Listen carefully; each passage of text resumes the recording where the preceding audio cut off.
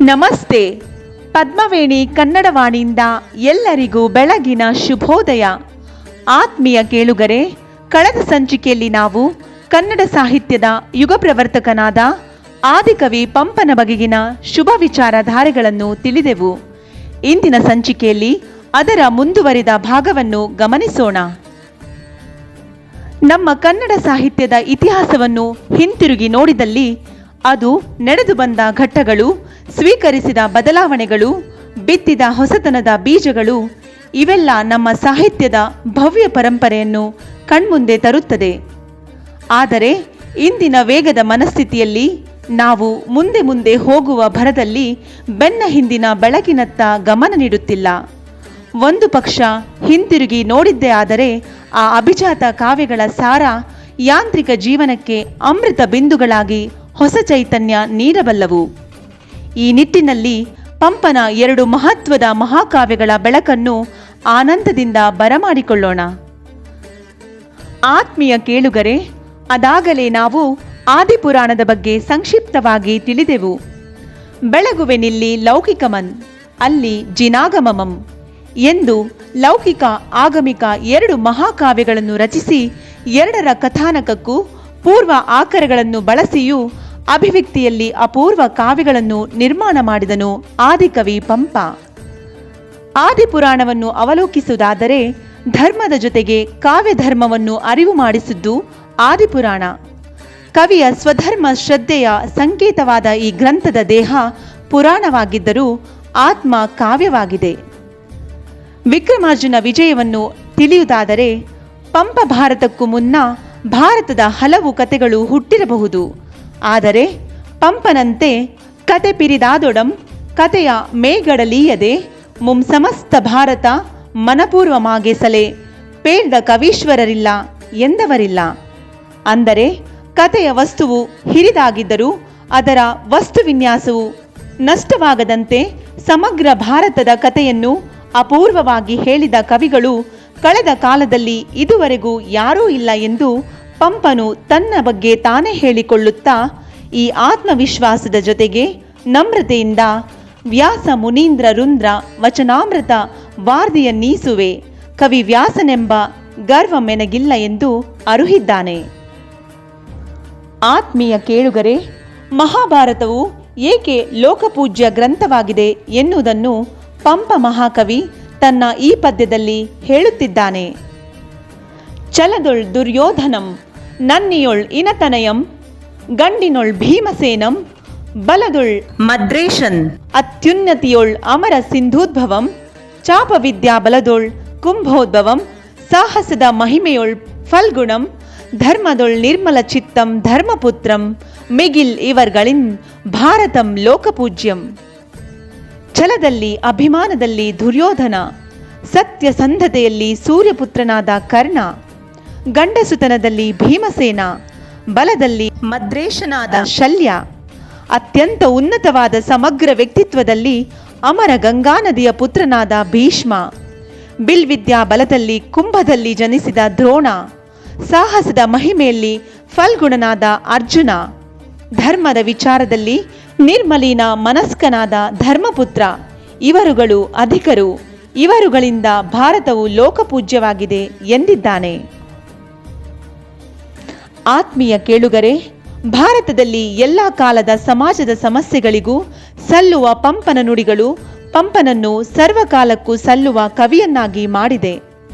ಒಂದು ಸಂದರ್ಭದಲ್ಲಿ ಕರ್ಣನನ್ನು ಹೀನ ಕುಲಜನೆಂದು ಅಲ್ಲಗಳೆಯಲು ತನ್ನ ಜನ್ಮ ವೃತ್ತಾಂತವನ್ನು ಅರಿತ ಕರ್ಣ ಆಗ ಎಂದಿನಂತಲ್ಲದೆ ಕುಲಂ ಕುಲಮಲ್ತು ಚಲಂ ಕುಲಂ ಗುಣಂ ಕುಲಂ ಅಭಿಮಾನಮೊಂದೆ ಕುಲಂ ಅಣ್ಮು ಕುಲಂ ಬಗೆವಾಗಳ್ ಈಗಳು ಈ ಕಲಹದೊಳು ಅಣ್ಣ ನಿಮ್ಮ ಕುಲವು ಆ ಕುಲಮಂ ನಿಮಗೆ ಉಂಟು ಮಾಡುಗುಂ.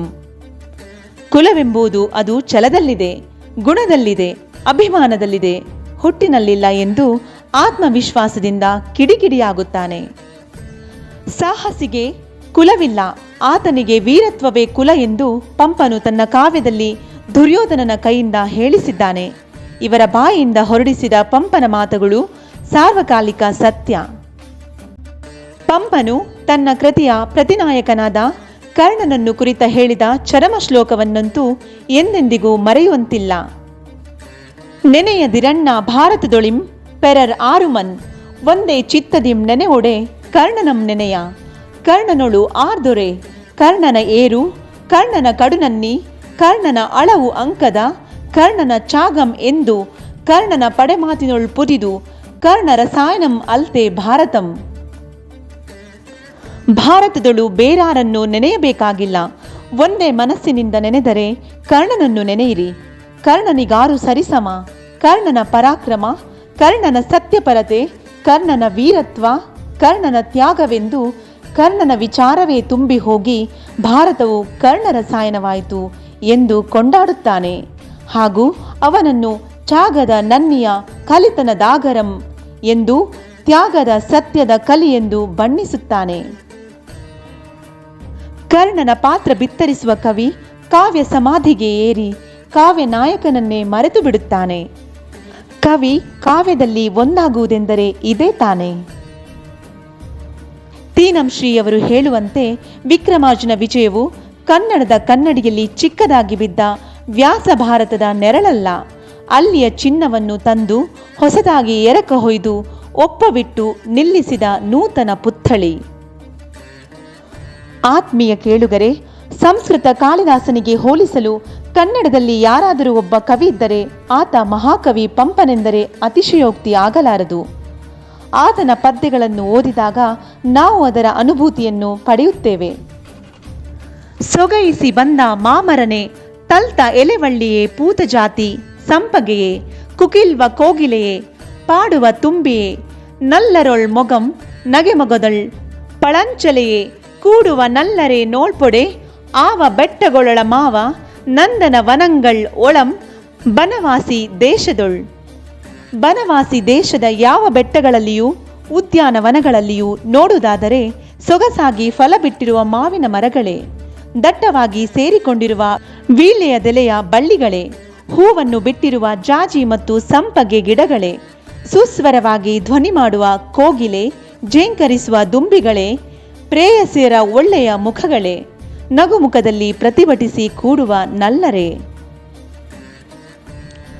ಚಾಗದ ಭೋಗ ದಕ್ಕರದ ಗೇಯದ ಗೊಟ್ಟಿಯ ಅಲಂಪಿನ ಇಂಪುಗಳಿಗೆ ಆಗರವಾದ ಮಾನಸರೇ ಮಾನಸರು, ಅಂತವರಾಗಿ ಪುಟ್ಟಲು ಏನಾಗಿಯುಂ ಏನೋ ತಿರ್ದುಪುದೆ ತೀರದೊಡಂ ಮರಿದುಂಬಿಯಾಗಿ ಮೇಣ್ ಕೋಗಿಲೆಯಾಗಿ ಪುಟ್ಟುವುದು ನಂದನದೊಳ್ ಬನವಾಸಿ ದೇಶದೊಳ್. ಆ ಬನವಾಸಿ ದೇಶದಲ್ಲಿ ತ್ಯಾಗ, ಭೋಗ, ವಿದ್ಯೆ, ಸಂಗೀತ, ಗೋಷ್ಠಿಗಳ ಸಂತೋಷ ಸೌಖ್ಯಕ್ಕೆ ಅರ್ಹರಾಗಿರುವ ಮನುಷ್ಯರೇ ಮನುಷ್ಯರು. ಅಂತಹ ಅದೃಷ್ಟಶಾಲಿಗಳಾದ ಮನುಷ್ಯರಾಗಿ ಹುಟ್ಟಲು ಏನಾದರೂ ತಾನೇ ಸಾಧ್ಯವೇ? ಹಾಗೆ ಸಾಧ್ಯವಾಗದಿದ್ದರೂ ಆ ಬನವಾಸಿ ದೇಶದ ನಂದನವನಗಳಲ್ಲಿ ಮರಿದುಂಬಿಯಾಗಿಯೋ ಅಥವಾ ಕೋಗಿಲೆಯಾಗಿಯೋ ಹುಟ್ಟಬೇಕು. ಹೀಗೆ ಕವಿ ಪಂಪನ ದೇಶಿ ಹದಬರೆತ ಪದ್ಯಗಳನ್ನು ನೆನೆಯುತ್ತಾ ಕೂತರೆ ಸಮಯದ ಪರಿವೆಯೇ ಇರಲಾರದು. ಪಂಪ ಶರದಿಯಿಂದ ಎಷ್ಟು ಬೊಗಸೆ ಕಾವ್ಯಜಲವೆತ್ತಿದರೂ ಸಹೃದಯಕ್ಕೆ ಸಮಾಧಾನವಾಗದು. ಆದರೆ ಹಾಗೆಂದ ಮಾತ್ರಕ್ಕೆ ಆ ಅಗಾಧತೆಯನ್ನು ಪೂರ್ತಿಯಾಗಿ ತಮ್ಮದಾಗಿಸಿಕೊಳ್ಳಲು ಹಿಡಿದ ವ್ರತದಂತೆ ಕಾವ್ಯ ಸರಸ್ವತಿಯ ತಪಸ್ಸು ಮಾಡಬೇಕು. ಸಾಧ್ಯವಾದ ಮಟ್ಟಿಗೆ ಪುಟ್ಟ ಬೊಗಸೆಯಲ್ಲಿ ವ್ರತಾಚರಣೆ ಮಾಡೋಣ. ಆತ್ಮೀಯ ಕೇಳುಗರೆ, ಪಂಪ ಮಹಾಕವಿ ಸಂದು ಸಹಸ್ರ ವರ್ಷಗಳಿಗಿಂತಲೂ ಮಿಗಿಲಾದರೂ ಆತನ ಹಿರಿತನ, ಪೂಜ್ಯತೆ ಅಚ್ಚಳಿಯದೆ ನಿಂತಿವೆ. ತನ್ನ ಕಾವ್ಯದಿಂದ ಸಮಸ್ತ ಕ್ಷಿತಿಗೆ ಅಲಂಕಾರವಿತ್ತಂತೆ ಕಾವ್ಯ ಸರಸ್ವತಿಗೆ ಹೊಸ ವಿಲಸವನ್ನುಂಟು ಮಾಡಿದ ಪಂಪ ಕವಿಗೆ ಸಹೃದಯರಿಂದ ನಮನಗಳನ್ನು ಸಲ್ಲಿಸುತ್ತೇವೆ. ಹಾಗೂ ಸಾಹಿತ್ಯದ ಬೆಳಕನ್ನು ಎಲ್ಲೆಡೆ ಚೆಲ್ಲುವ ನಮ್ಮ ಈ ಪ್ರಯತ್ನವನ್ನು ಎಲ್ಲರೊಂದಿಗೆ ಹಂಚಿಕೊಳ್ಳಬೇಕಾಗಿ ವಿನಮ್ರರಾಗಿ ವಿನಂತಿಸಿಕೊಳ್ಳುತ್ತೇವೆ. ಆತ್ಮೀಯ ಕೇಳುಗರೆ, ನಮ್ಮ ಓದಿನ ಯಥಾವತ್ ಬರವಣಿಗೆಯನ್ನು ಕನ್ನಡ ಸಂಪದದಲ್ಲಿಯೂ ಹಂಚಿಕೊಂಡಿರುತ್ತೇವೆ, ಗಮನಿಸಿ. ಇದುವರೆಗೂ ನಮ್ಮ ಓದನ್ನು ಆಲಿಸಿದ್ದಕ್ಕೆ ಧನ್ಯವಾದಗಳು. ಮುಂದಿನ ಓದಿನ ಶುಭ ಹೆಜ್ಜೆಯೊಂದಿಗೆ ಮತ್ತೆ ಸಿಗೋಣ. ನಮಸ್ಕಾರಗಳು.